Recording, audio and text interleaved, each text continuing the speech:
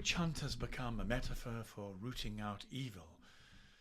But what we have now in our political and moral culture are in fact saint hunts, the attempts to root out and destroy good. The latest one took place in Scotland as the SNP started the process of looking for a new leader. The attempt to destroy Kate Forbes' political career as she offers herself as a replacement to Nicola Sturgeon as leader of the SNP has a great deal to tell us about the state of our democracy and the spiritual or metaphysical map of the state that we found ourselves to be in. Our democracy is nearly on life support if, as it seems the case, Christians are in practice excluded from leadership of political parties. It seems there's no problem in having a Muslim mayor of London, a Hindu Prime Minister of Great Britain, and even a would-be Muslim leader of the SNP. It's just having a Christian that is a problem. Mary Black, the young lesbian Scottish SNP MP, took to Twitter to try to destroy Kate Forbes by claiming that firstly Mary, was deeply hurt by Kate's views, and secondly claiming that Forbes was using her Christianity to justify Mary from being able to have access to her gay rights. This was in fact an intentionally misleading distortion of the truth. Kate Forbes had said that, very specifically, she had no intention of using her own moral preferences as a platform for depriving other people of the right to choose theirs. But the opposition to Forbes uses the same tricks every time. Firstly, the self-referential, "Oh, but you're hurting me," as if the people doing it must be evil or bad. And secondly, the lie that Christians intend to impose their views on others through the political process, when actually what we want is free conversion and free choice. And thirdly, that it's the Christians who are unjust or immoral, and their religion is bad, and that carrying it into politics is a problem. All this can only really be understood if we realise that what we're dealing with is not just a different worldview, but a different and competing religion. It's a religion that venerates sex, and it's terrified of being identified and called to account.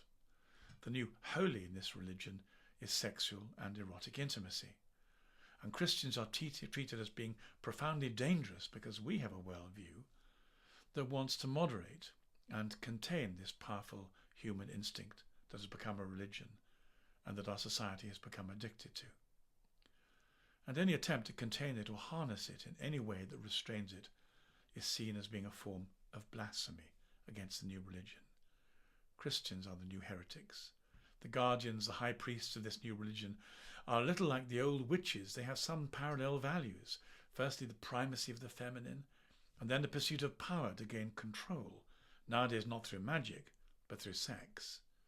The witches hate the saints, and so they've reversed the notion of a witch hunt, and started a phenomenon that we can now see is a saint hunt. They cover up the reality of the situation by claiming that they occupy the high moral ground, that their religion of sexual and amorous activism is more wholesome and better than any form of sexual restraint, that they're not practicing a religion at all, but only a different value system.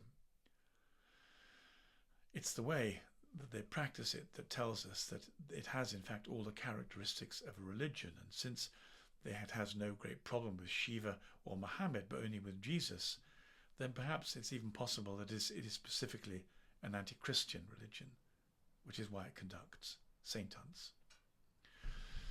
But if we continue to interrogate this alternative religion, what do we find? Because the avalanche of media contempt that nearly buried Kate Forbes and her political career has the most serious implications for all of us, and it bears examining at different levels, for life is made up of stratas which, when combined, reflect the complexity of human society. There's the political, the economic, the psychological and the spiritual. They are four of the main ones. And bearing in mind that the kind of question you ask shapes the sort of answer you get, we ought to ask these different questions to establish the value, what really lies behind these new value systems. And in asking them, setting out to discover whether or not there's any rational justification for the prejudice and animosity that's been thrown against Kate Forbes and against her faith, and indeed against all Christians. So if we ask political questions, they might begin with, isn't it the case that Christians are now banned effectively from public office if they believe that abortion may be morally questionable and that marriage is a heterosexual union? And if the answer turns out to be that it is almost certainly the case, then our democracy is in serious trouble. Of course, this is not a political rule, it's a mob rule by the media. Ian McWhirter, the atheist Scottish journalist, got to the heart of it when he commented, Kate Forbes is allowed to have religious beliefs just so long as she renounces them in public. She now faces disciplinary action, he went on, for saying a rapist is a man. This SNP leadership has turned into a Twitter witch hunt. Well, he meant Twitter saint hunt, really. Perhaps one of the most accurate ways of seeing this would be to see it as an anti-Christian reflex from a different religion that wants to make up its own different moral rules and hates any reminder that Christianity also makes moral claims on our behaviour and different ones. The self-indulgent hedonist ostrich buries its head in the sand while placing its fingers in its ears and setting loose the dogs not of war but of contemptuous dismissal on any Christian voice questioning these assumptions.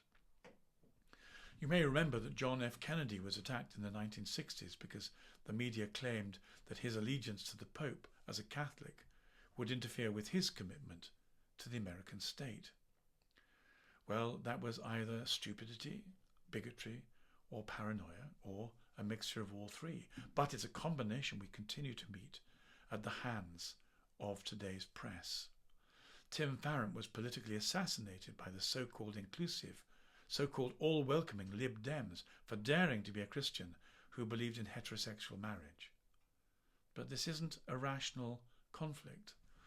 A few days ago, when I was interviewed on the evening news programme, the presenter poured abject scorn on Kate Forbes for believing in heterosexual marriage. And when I asked the presenter why this subject of all subjects didn't permit questions being asked of it, or arguments being pursued, the response was, only a mad person would question the gains made by the sexual liberation and want to take us back to the past.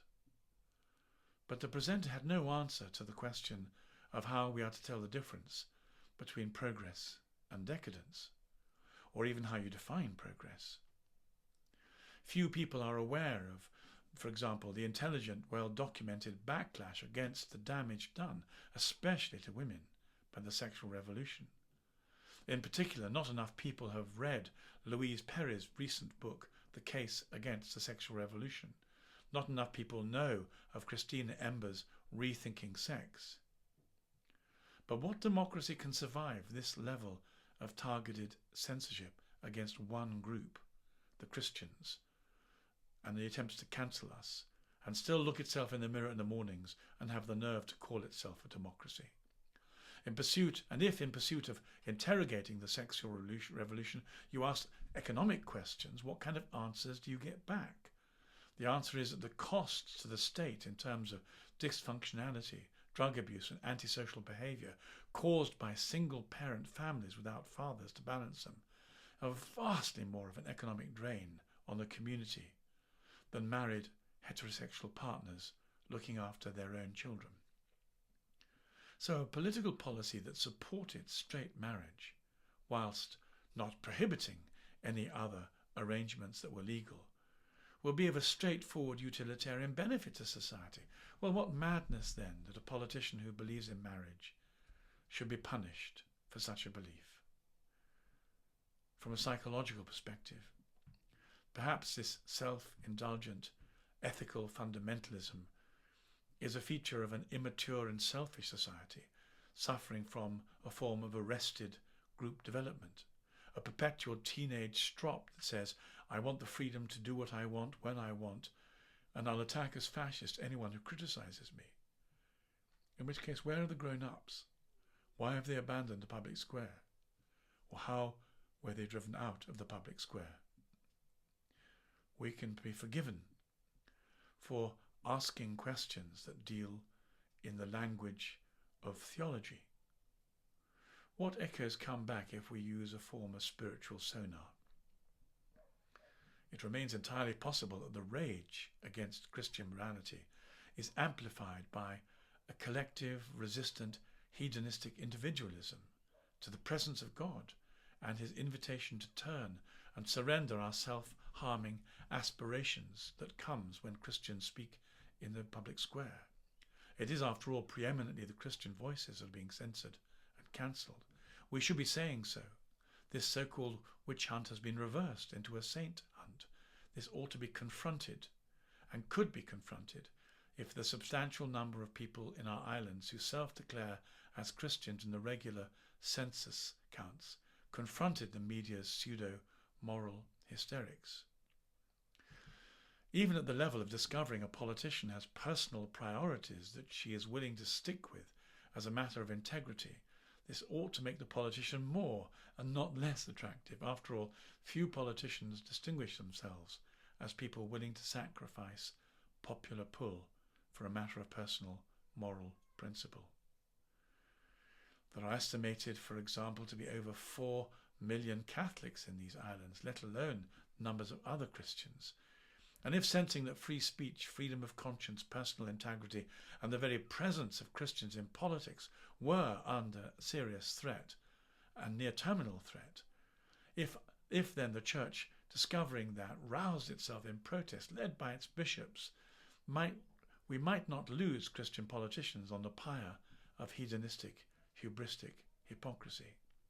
It's time we did get woke, but not woke as in brainwashed by progressive secular religiosity, but woke to the fact that we're facing an alternative and competitive anti-Christian religion, one that hates holiness, hates faith, hates wholesome morality that's good for you, hates justice and free speech, and hates the truth. We need to call it out for what it is, and hope that we can awaken the consciences and the common sense of our neighbours to join us in keeping our democracy free and open and functional, our economics sound and sensible, our sanity balanced and mature, and our souls free to make their way towards heaven and not be compulsorily directed towards hell.